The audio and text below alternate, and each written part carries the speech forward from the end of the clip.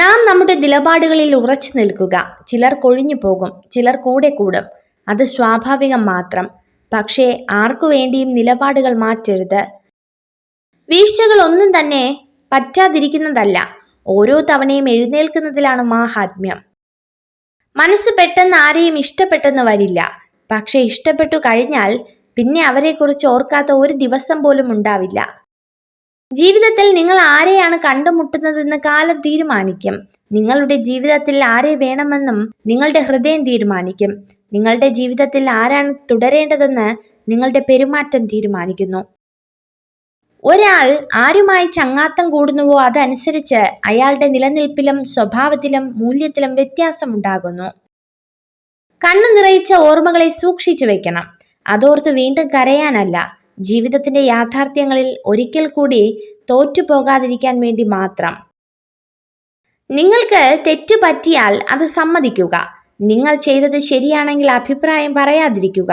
രണ്ടും മറ്റുള്ളവർക്ക് നിങ്ങളിലുള്ള വിശ്വാസം ഉയർത്തും. മനസ്സിന് താങ്ങാവുന്നതിലധികം സങ്കടങ്ങൾ ഉണ്ടായാൽ നമ്മൾ അറിയാതെ മാറിപ്പോകും. ഒന്നെങ്കിൽ ദേഷ്യമായി അത് പുറത്തു വരും, അല്ലെങ്കിൽ മൗനം കൊണ്ട് സ്വയം കീഴടങ്ങും. ജീവിതത്തിൽ എപ്പോഴും ഒരു നല്ല വ്യക്തിയാകുക. നാം അത് മറ്റുള്ളവരെ ധരിപ്പിക്കേണ്ടതില്ല.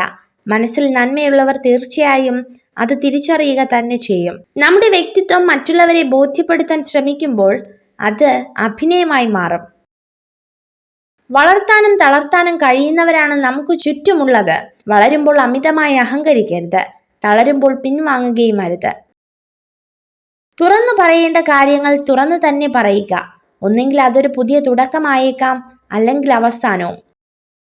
ചില ബന്ധങ്ങൾ അതിരു കടന്നാൽ അവസാനം ഒരുപാട് വേദനകൾ നമുക്ക് സമ്മാനിക്കും.